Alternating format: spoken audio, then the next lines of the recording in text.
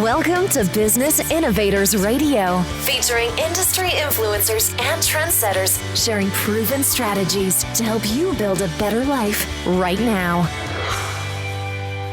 Hi, everyone. This is Dr. Tami Patzer, and I'm excited to talk to Elaine Lindsay today. Just to let you know, we're going to be discussing a topic that is highly sensitive: suicide awareness and mental health advocacy.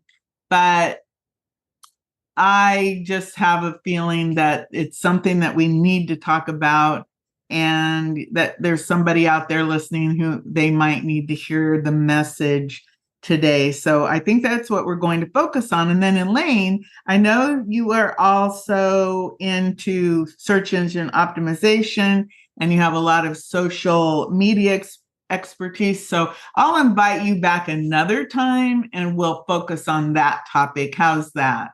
Well, thank you very much, Tami. I really appreciate that. Great. So everyone, let me tell you a little bit about Elaine Lindsay. Elaine's journey of personal reinvention is both inspiring and instructive, having navigated profound adversity, including unaddressed suicidal ideation since childhood, a suicide loss of a close friend at 16, a life-altering motor vehicle accident at 20, and subsequent challenging surgeries, followed by extreme botched surgeries beginning at age 27, with a fallout that is continuing to this day.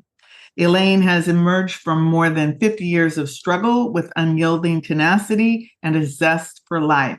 Known as the Queen of Reinvention, Elaine speaks candidly about her experiences, infusing her narratives with humor and insightful observations, and embodying a relentless no quit in me attitude.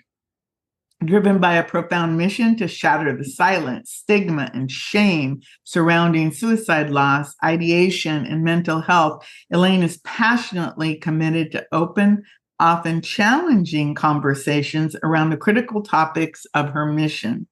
Elaine writes on Medium and has articles featured in Brains, Women Rock, and Media Marketing and Money magazines, and appears in 3 books on social media and SEO. Elaine's expertise is widely recognized. Her insights have all been shared on prominent platforms, including CTV, CBC, and Rogers TV. Now, at 68, she is crafting a lesson-rich biography that promises to be a testament to her journey through grief, self-loathing, and rebirth, embracing life with unapologetic vigor. Her forthcoming work aims to empower and enlighten, offering a roadmap of resilience and joy that she has lived and continues to advocate for every day. So welcome, Elaine. Thank you so much. So I wanted to talk about this because suicide has been in the news a lot lately, and especially around social media and these financial extortion where they'll have someone send inappropriate photographs and then they turn around and demand money.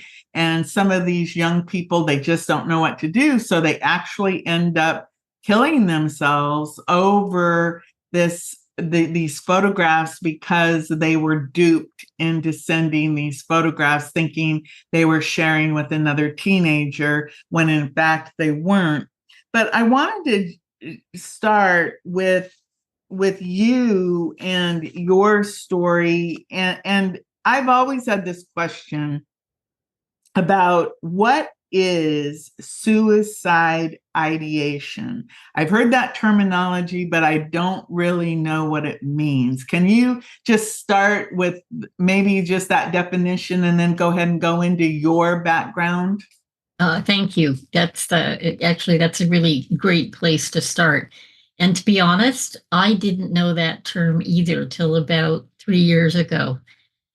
As a child, I've come to understand that our life was, I had two wonderful parents. We came to Canada with my grandmother and my aunt. But in bringing my grandmother and my aunt, we brought along someone who was very, very ill. And my life was spent waiting because when the phone rang, it either meant we had to drive for 5 hours to get to my aunt because she'd had another heart attack or she'd passed out on a bus or was having surgery or whatever, or we were just getting in the car and having to go for some other problem, very often to do with my aunt. We had moved to Toronto when my father joined the Canadian Armed Forces, and they were in Ottawa. What that meant, that chaos meant that something was always, I was always on edge. And for me, whether I burnt my toast or we got a phone call saying we had to go because she was dying, one of the options in my mind for me was always, well, I can make more toast, or I can get in the car and go, or I can just end it. I don't want to be here anymore. And I never, as a child, I didn't have the vocabulary to understand what that meant, and didn't know where it came from, didn't understand, and didn't realize that not everybody had the same thought. And that meant whether I came home with 100% on a test, and my father, in all good conscience, would say, "Oh, that's wonderful. Could you not have done a wee bit more?" I never understood because 100%, that's what you get. But he was challenging me to work harder, but it was always an added stressor for me. I mean, he didn't mean it that way, but every parent wants better for their children. And that's really what that was.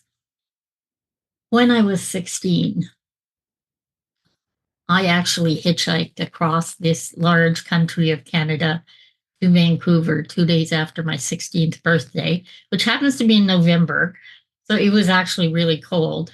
We won't go into the idiocy of why I did that, but I thought I was being smart and took my girlfriend's two brothers with me to keep me safe, which they did. I spent a few months in Vancouver and ended up flying home, thanks to my parents, just before Christmas.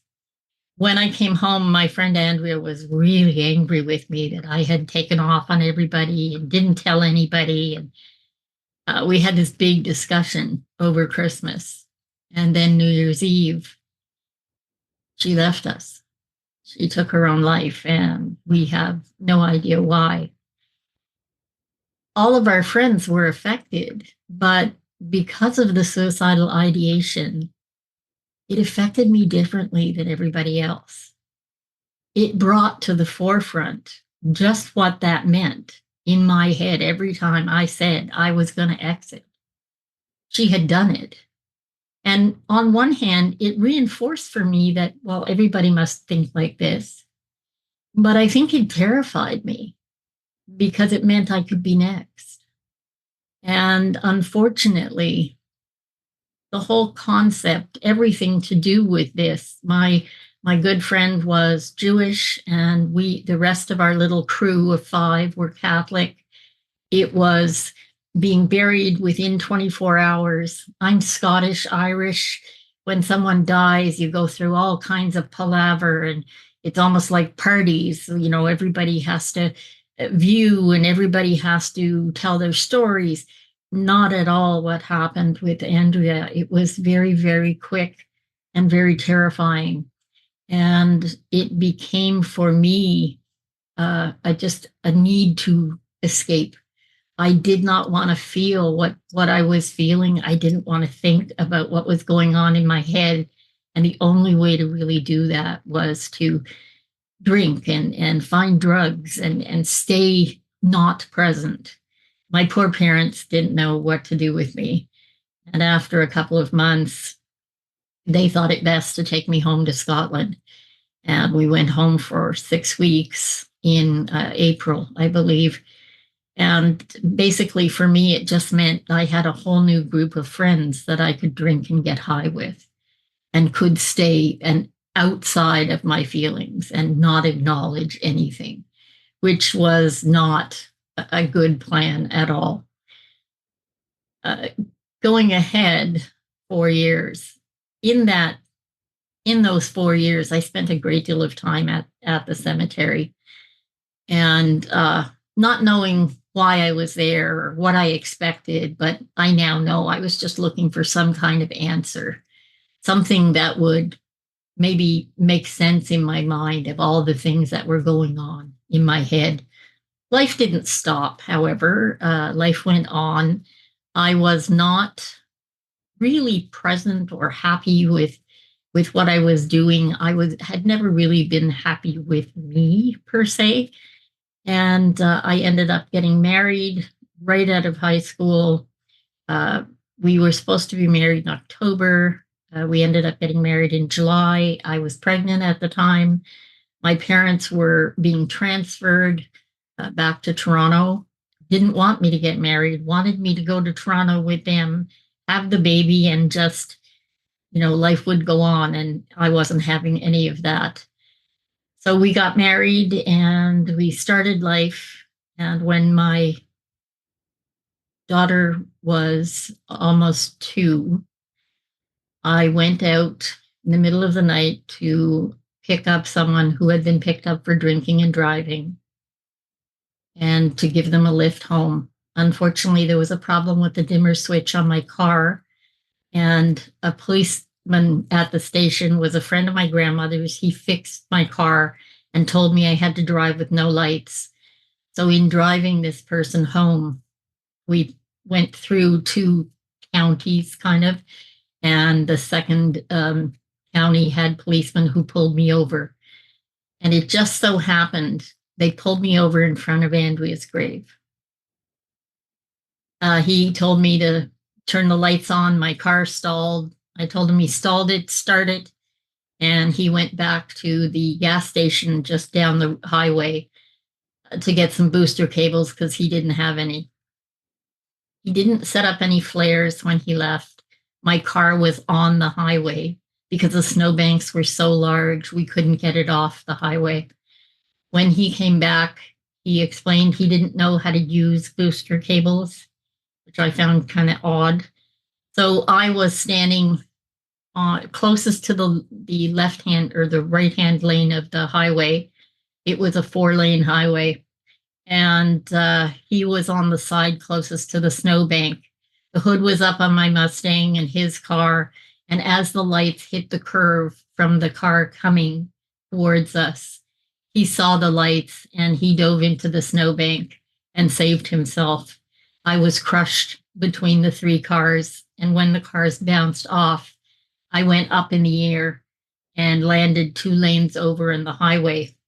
And whether people believe it or not, I firmly believe that Andrea put up the hood on this big fur coat I had on because my head should have just smashed like a melon. The road was absolutely frozen. It was 30 below Fahrenheit.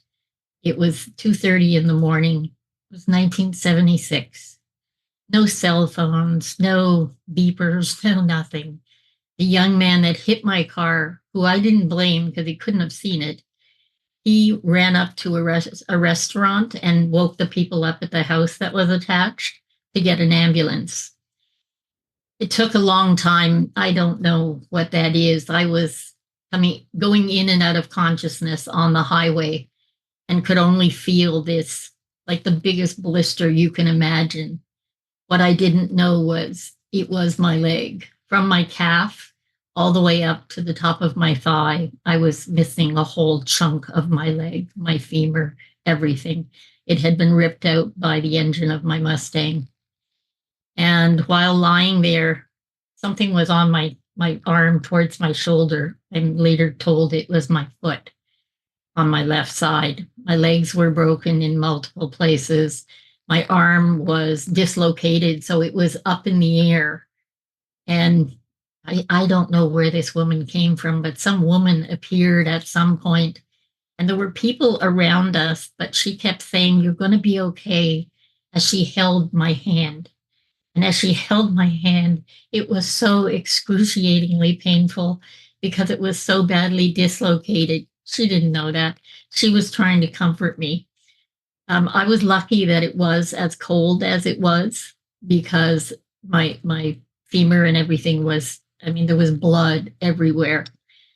But that led to 5 years of reparative surgery. I had to have continuous plastic surgery to try and cover the hole in my leg. I was in casts for the next, well, most of the time for the next 5 years. They would work on one leg and then the other. I ended up with no kneecaps, no cartilage, excuse me, in either leg. And in that time, I also had quite a bit of damage internally. I was 6.5 months pregnant, the accident site. And they took the baby. They didn't tell me that for a couple of weeks. I also ended up having to have my gallbladder out. And every week they would come and tell me something new. But I didn't know that I'd lost part of my leg. I got to grieve, one part at a time. And finally, 5 weeks in, the nurses would come in every day and they would lie the bed flat. And then they would take off this window in the cast. And the only thing I knew for those 5 weeks was this horrible smell. And that last time the nurse came in and she laid out her tray to do whatever it was she was doing. And she got a call to come to another room, but she'd forgotten to make the bed flat. I had my arm sort of trussed to me because of my shoulder. I had cast them both. I couldn't move very far anyway, but I made it to that window and ripped it open. And what I saw was a big pile of nothing and pulp and ugliness where the leg should have been. The next 3 or 4 days, I was not there. I spiked a fever and got delirious. They say shock can do that. And it turned me into a not very pleasant person. I, yes, took on the role of victim and was woe is me, because until that point, I really thought that I was just big blue eyes and long, long legs, 4 or 5'2". I mean, how long are they? Now I didn't have my long, long legs. I had lost a child. I had lost many, many other things. And I just could not come to terms with this new person I was. I trashed my marriage. I trashed all of it. And in that, the ideation became almost a weekly thing. And it was such a, it's like an imaginary friend. He was always right there. And there were many, many attempts. But in those 5 years, life does go on. Everything's not horrible. I have a horribly bent sense of humor. So I was forever poking fun at me before anybody else could, and making, inappropriate jokes when I wasn't being snarky and nasty. I was in pain 24/7, and it didn't seem that they could manage the pain. By the end of the 5 years, in 1980, I remarried. And in 1982, I had another child. And once he was born, I had put on weight since the accident, and I was not comfortable with that at all. When my son was born, about 3 or 4 months later, the whole family had gone out for brunch. And something I've learned over all these years is when you look for confirmation, whether it's good or whether it's bad, whatever you're looking for confirmation of, the universe will give you. If you go out and you're looking to, check out your new haircut and you're thinking, oh, I really like this, I'm sure everybody's going to love it. Well, people are going to say, oh, that's great. What a great haircut.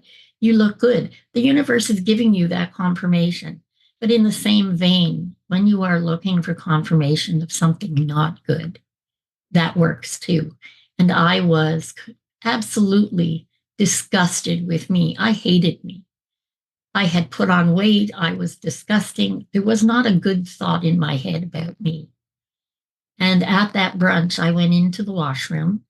And as I was washing my hands at the sink, a lady came out of a stall and she looked at me in the mirror and she said, "Oh my God, you're so beautiful.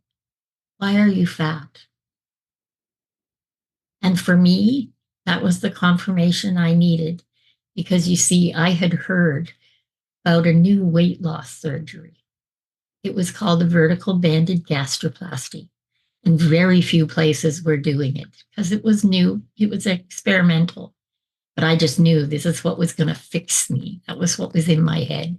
And against the wishes of the whole family, I signed up to get this surgery. Only one doctor in our city did this surgery. I jumped through all the hoops. I went for the psychological testing. I did everything I was supposed to do. I had even been very succinct in cutting down my medications to show that I could handle this. My whole family was so terrified. Rightly so. I guess they knew more than I did. I went in on September the 12th, and on September the 13th, I had the first surgery. It was supposed to be one surgery. I was supposed to get a tube in my side and feed through it for 3 weeks. And nothing by mouth, no water, no food, nothing. It all went in the tube. And after 3 weeks, the tube would come out, life would go on. And with this smaller stomach they had made, I would be able to lose this weight. That was in my mind. When I woke up from the surgery, nobody said anything, unfortunately. But it turns out the doctor did 2 or 3 OR reports because unbeknownst to us, he was being investigated as he'd already killed 2 people with this surgery. We had no idea about this. The entire cohort of the surgery was 37 people, including me. What we found out much later is during that surgery, something happened with the machine they use. It wasn't held properly, and they caused a gastric leak. The 2 sides of what should have been a circle were not put together properly. He did not try to repair it well. He was, I don't know, in a hurry or whatever. And he didn't tell us anything. But they would come in and out of my room for the next week and ask how I felt. And I thought I didn't want to complain because I had this weird pain in my shoulder blade, my left shoulder blade. I now know that's a sign of a gastric leak. Didn't know that then. I did tell the nurse that I had this pain and I had a fever. And as the week went on, the fever got worse. But they decided to send me home anyway on Saturday with the understanding that I would come back Tuesday for what they call a barium swallow to make sure everything was okay. And I was game for that. I had wanted this. Why wouldn't I be? And so I went home. I didn't last at home for, I think, 17 hours. My husband had to call the emergency at the hospital because I'd gone home with nothing for pain. And this pain was so bad, I could neither sit nor stand nor lie down. And when we phoned the emergency, they were not quite sure what to do. You see, this was experimental surgery and nobody was on board with it. So they told me to come in and the doctor gave me a shot for pain. It was very obvious to him that I was in agony. He made a prescription that he gave to my husband because we'd have to go to the pharmacy and they would make up capsules so that it could be crushed and put into the tube that I fed through. And that was good. So the doctor told me to get dressed and we could go home. It was getting close to midnight. And just then the resident from my surgery came walking through the emergency room and he saw me and my husband saw him see me. And he said it was the most terrifying thing in the world to him because that guy looked terrified. My husband didn't know what was wrong, but he knew something was very wrong.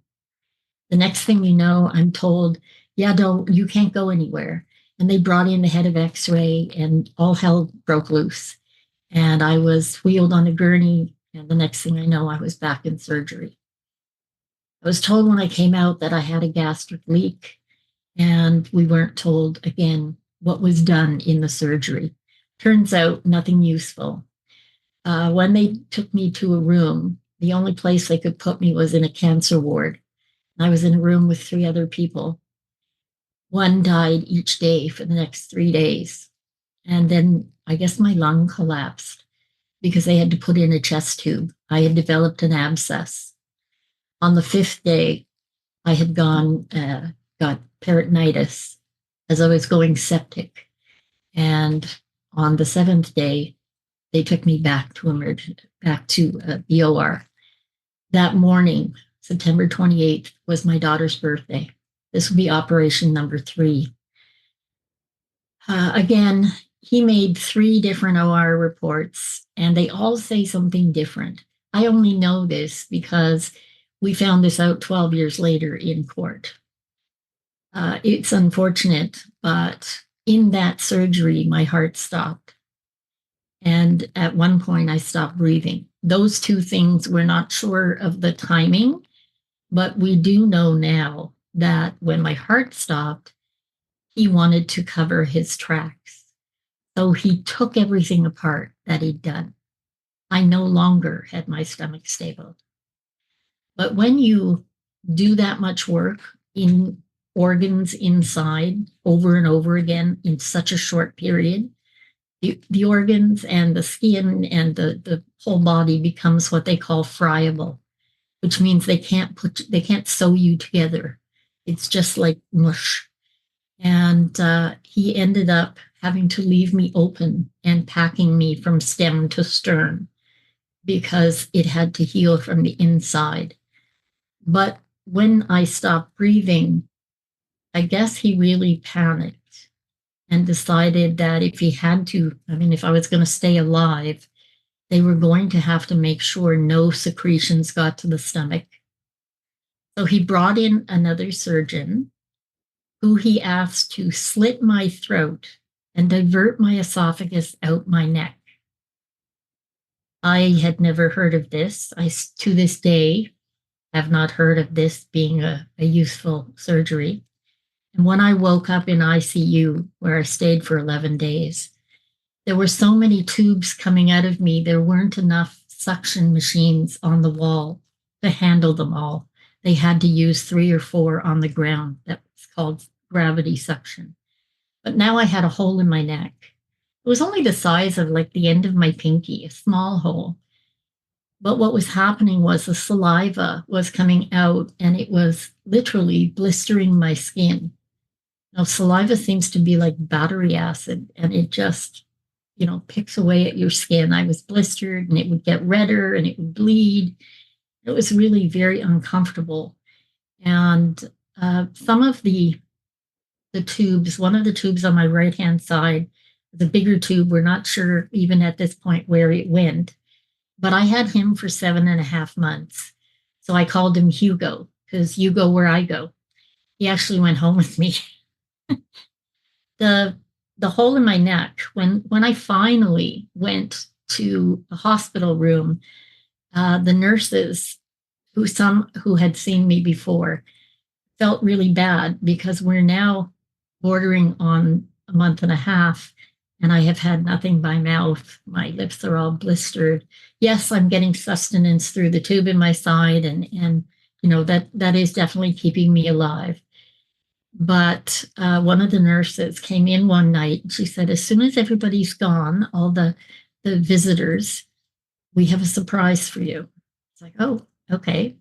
I was pretty depressed at the time. I was pretty upset that this had not gone the way I expected it to. And I was so full of shame and guilt that I'd done this to my family.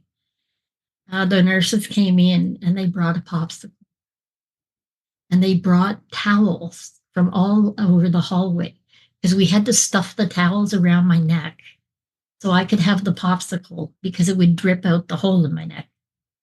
Not an attractive picture and some pretty bizarre colors, but every morning became this big joke when the launderers came. the cleaning staff would pick up these piles of towels outside my door. And I was in a room with 3 other people, so nobody knew who it belonged to. But there were streams of weird orange and blue and purple, and it would kind of run together in places. So it was kind of bizarre. 2 weeks in, the nurses were getting a little antsy because this was something they didn't want to get caught doing. They knew the doctor would be very angry. And one of the nurses realized that the only way to save my skin was to make sure the saliva didn't get there. So she called in the stoma therapist. I didn't even know what that was at the time. These are the people that helped people with colostomies, and they teach them how to use colostomy bags when you lose part of your intestines. They taught me how to use a colostomy bag on my neck. We put the colostomy bag here, and it hung down in front of me, and it had a clip at the bottom of the bag, and it would collect whatever came out of the hole in my neck. And it meant for 2, maybe 3 days, I would have this thing so nothing would be on my skin. And then we would just change it and we'd do it again. And that was all good. But after a couple more weeks, I didn't know the body is very eager to heal itself whenever you have something wrong. And my body betrayed me. It decided it was going to try and heal this neck of mine and fix my esophagus. And one morning, dear Hugo had some very odd color stuff in him. And the doctor got very upset. Well, I wouldn't rat out the nurses, so he didn't know exactly what had happened. He just knew he was really mad at me. From the get-go, when I came back to the hospital, this doctor was constantly trying to gaslight me and say, I know you ate something, you drank something, just tell us what it was, because he didn't want to own up to his mistake. I had the hole in my neck for over 7 months. And the next year, when they put it back together, it caused a bit of an issue because it had been open so long, there was scar tissue around everything, which meant for the next year, I had to go in for what they call dilatation. And it's like they put big bullets down your throat and they just keep getting bigger because they're trying to widen it back to what it once was. It wasn't for over a year before I managed to eat one chicken nugget, and it took me almost 2 hours. I had been living on onshore. I ended up living on onshore for almost 10 years because it was so hard to eat anything. And that bag on my neck became such a royal pain. I know it's, again, very shallow, but clear plastic is an absolute bitch to accessorize. Nothing goes with it. So during this time, were you in the hospital this whole time, or were you? I was in the hospital for the first 2.5 months, and then I was out over Christmas, and then I was back in January, and then I was out a bit, and then I went back in late February, and that's when they started working to put my neck back together. So after that, I was out of the hospital, but I still had the feeding tube in my side, and my neck was still a mess. The feeding tube, unfortunately, they're put in, they just cut you open, and it's in the small bowel. So they just cut you and insert this tube and what they call a stopcock on the outside, so you can turn it to open it and close it. Unfortunately, they're only put in with one stitch, so they come out a lot. I was in emergency probably 2 to 3 times a month for that whole year, and they kept putting it back, and it would get infected. And finally, after 13 months, the head of emergency, Justin, he said, Elaine, I just can't do this anymore. We are going to have to keep you on onshore, but I can't cut you open anymore. This is just doing so much damage to your small bowel. So we have to take this out. So with that, I mean, it's kind of unimaginable that somebody would have to go. Number one, you had that loss of your friend, and such a horrific accident. and then you're trying to improve your life, and then you get a botched surgery. So what would you say was during this? Obviously you're here now, you're 68 years old. What is the significance of, how did you live through this without going back to your ideation of suicide? What would you say was the role of your attitude during this time? How did you rise up and make it through? I mean, even 10 years of drinking and sure would be quite a toll. But what do you see as what got you from there to here? Here. Well, that's a really good question and a really good point. Putting all that in place for you was to say that, okay, I was not a good person. Okay, I was angry. I was in pain. That does not make you a happy camper. I would try, because I'm this weird combination of suicidal ideation and Pollyanna. Okay, so that internal monologue there was always a fight happening. The ideation didn't go anywhere. There were so many times that I came so close. At one point, they had to pump my stomach with charcoal. There were all these different times that it came that close, because I just couldn't handle what was going on. But Andrea was always in the back of my head going, hey, you know what it feels like to be left behind. You're not going to do that, are you? You can't possibly, after you felt it. Okay, you totally screwed up your life because of me. Are you going to do that to your family? And that was always this little thing in my ear. I didn't see the light, or get whatever you want to call it, until 1997. 10 years of onshore. Did you know a year of onshore you can put on 25 pounds? Well, I had put weight. Yeah, I had put weight back. I can imagine. And I didn't know until 1995 that I didn't have my stomach stable. So I went for 12 years thinking I was just some horrific loser. Why can't I keep the weight off? What the hell is wrong with me? I couldn't eat. And once I ate, it didn't matter what I ate. The onshore was what was making things bad. So in 1997, I had started kind of watching Oprah and trying to figure out, like, it can't just be this. Life can't just be crap on crap on crap. I found out I had osteoporosis because I fell getting out of the car and my arm shattered in a million pieces. And I have a titanium rod in my arm. Okay. That was 2001. 2003 for Christmas, I got diabetes. Oh, yay. And insulin dependent now, so now I'm taking needles every day too. Another bonus. In 98, I think, was when I got hepatitis C from the blood they had given me in the hospital. Came from prisoners in America. That whole hepatitis and HIV, being tested for HIV was absolutely terrifying. So all of this goes on. 1997 rolls around. I am with my kids and my now one granddaughter. We're having an early dinner because my son is going to Air Cadets, and we're walking back to our car. It's early winter. There's some snow on the ground, but not a lot. And as we walk past this car, I notice the man is looking forward and he's backing up, and we're behind the car. So I knock on the trunk of the car to say, hey, there's people here. And he jerked to a stop and we kept walking.